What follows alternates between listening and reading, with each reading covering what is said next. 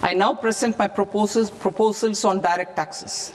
New Income Tax Act. In July 2024, I announced a comprehensive review of the Income Tax Act 1961. This was completed in a record time, and the Income Tax Act 2025 will come into effect from 1st April 2026. The simplified income tax rules and forms will be notified shortly, giving adequate time to taxpayers to acquaint themselves with its requirements. The forms have been redesigned such that ordinary citizens can comply without difficulty. Supply of manpower services is proposed to be specifically brought within the ambit of payment to contractors for the purpose of TDS to avoid ambiguity. Thus, TDS on these services will be at the rate of either 1% or 2% only. I propose a scheme for small taxpayers, wherein a rule-based automated process will enable obtaining a lower or nil deduction certificate instead of filing an application with the assessing officer. For the ease of taxpayer holding securities in multiple companies, I propose to enable depositories to accept Form 15G or Form 15H from the investor and provide it directly to various relevant companies. For the ease of taxpayer holding securities in multiple companies, I propose to enable depositories to accept Form 15G or Form 15H from the investor and provide it directly to various relevant companies. I propose to extend time available for revising returns from 31st December to up to 31st March with the payment of a nominal fee. I also propose to stagger the timeline for filing of tax returns.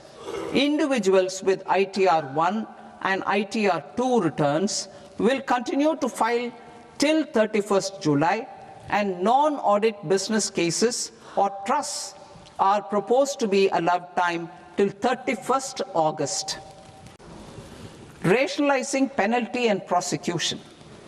Multiplicity of proceedings are hindrance to the ease of doing business. I propose to integrate assessment and penalty proceedings by way of a common order for both.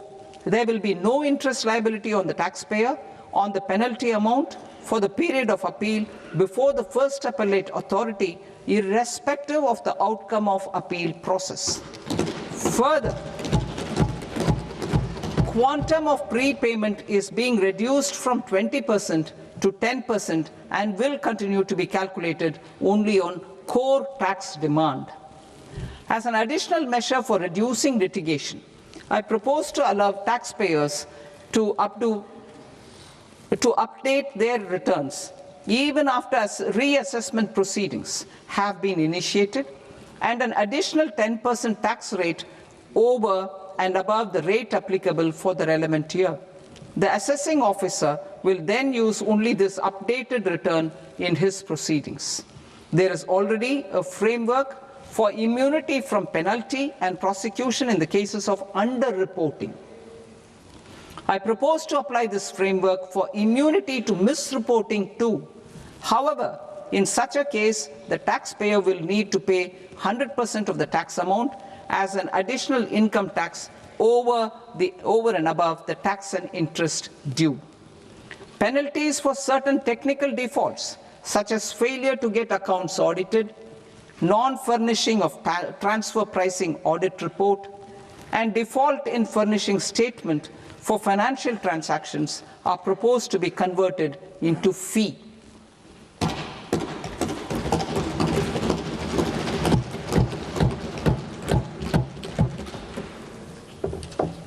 I propose to rationalize prosecution framework under Income Tax Act while maintaining a careful balance for deterrence in some serious offence. Non-production of books of account and documents and requirement of TDS payment where payment is made in kind are being decriminalized. Further, minor offences will attract fine only. The remaining prosecutions will be graded commensurate with the quantum of offence. They will entail only simple imprisonment with maximum imprisonment reduced to 2 years and power to courts to convert even those into fines. There is no penalty. There is no penalty presently for non-disclosure of non-immovable foreign assets with aggregate value less than 20 lakh rupees. I propose to also provide them with immunity from prosecution with retrospective effect from 1/10/2024. If you like this video, then like, share and subscribe to Mirror Now.